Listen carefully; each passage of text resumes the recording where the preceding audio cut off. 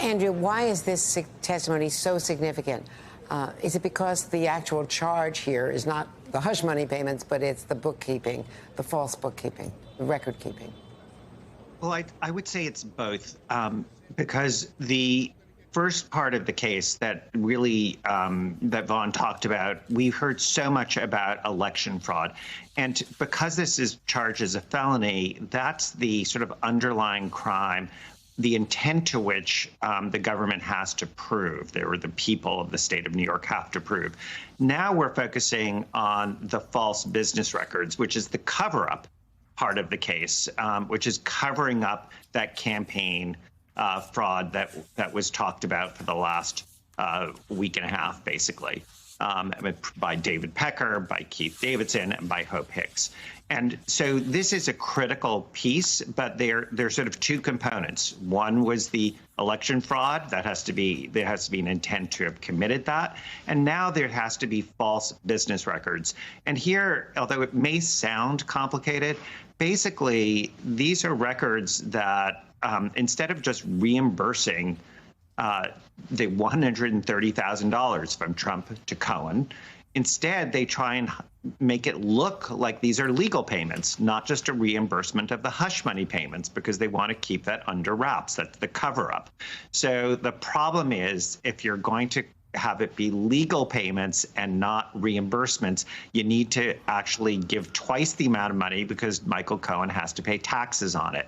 And what's devastating, I think, this morning is what Vaughn referred to, is that there's not just one set of notes, there are two sets of notes. Alan Weisselberg handwriting and Jeff McConney's handwriting, detailing exactly how this reimbursement scheme would work. Because if it was a simple just one-for-one reimbursement, it would be $130,000. You pay $130,000. But instead, they have to make these calculations because of the tax consequences. And both the chief financial officer and the controller took detailed notes about that part of the scheme. So this is something that'll be really interesting to see how the Trump team is going to deal with this, because you've got two full sets of notes detailing a scheme that really doesn't make a lot of sense if it's not what this DA says it is. So, Catherine, let's drill down on that, follow up on just how a jury reacts to this kind of testimony. It's perhaps boring bookkeeping testimony, especially coming after the drama of Hope Hicks on Friday, and of a witness, a key witness, breaking down at one point, crying, the emotion of that, and how close she was to the former president and how involved she was. Now you've got the numbers, the green-eyed shaped people. And is the importance of it that Andrew has just outlined, is that going to get through to the jury? Well, it should, because that's really the case. These 34 counts are falsifying business records. So the prosecutors, have to prove beyond a reasonable doubt that there were false entries in the Trump Organization business records, and it was done with the intent of the fraud and with the intent to conceal or commit another crime. That's what the law they're going to be instructed on, the jurors, by the judge. That's the law of falsifying business records. So this is very important testimony, because if they're not false entries, there is no charge. So boring, but very important. Now, what we haven't heard yet from this witness is Trump's name, that Donald Trump. He has the defendant who is on trial so far. But of course, the prosecution is going to argue, because there's direct evidence, there's also circumstantial. Of course he knew.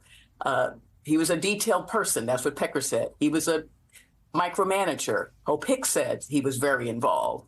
And they're also going to be instructed on the law of criminal liability of another. So Donald Trump, if he requested, if he solicited, if he commanded, or if he intentionally aided Michael Cohen, then he is as guilty as Michael Cohen would be. So it's very important, boring, but very important testimony. So, Vaughn, this is really important testimony, but it has to come back to Donald Trump. They have to bring him in. And presumably that would be through Michael Cohen. Michael Cohen is the link that can identify him as the person who, organized this, wrote the checks. Right. I think Catherine and Andrew are absolutely right. And this is part of what we're listening to from the testimony of McConney, and perhaps the prosecution just hasn't gotten here to this point. But we're looking at to what extent was his understanding that this was, in fact, a reimbursement to Michael Cohen. He here is outwardly acknowledged inside of the courtroom the fact that this was, in his mind, apparently not a normal legal retainer, yet alone for Michael Cohen, somebody he described who he had previously just been somebody who he had engaged with conversation at the coffee counter inside of Trump Tower. But now instead, you're looking at Michael Cohen's testimony becoming of paramount importance because Alan Weisselberg, the name that keeps being referenced inside of this courtroom, is unlikely to testify here. He is currently at Rikers Jail after having after pleaded guilty for perjury stemming from the civil fraud suit. Of course, previously he had already served prison time in which he pleaded guilty as part of a tax evasion scheme through his work with the Trump Organization. And so we're hearing McConney, who left after 35 years the Trump Organization last year and himself having been found liable for insurance fraud, is part of that civil suit against the Trump Organization and Donald Trump himself. We're hearing him in there testify that Alan Weisselberg had directed him to approve these payments to Michael Cohen. The problem here is that we, outside of his handwriting, Alan Weisselberg's handwriting on these ledgers and on these invoices, we have unlikely to actually hear, the jury is unlikely to actually hear from Alan Weisselberg. So some of the testimony here and the actual evidence being brought before this jury becomes all the more important knowing that.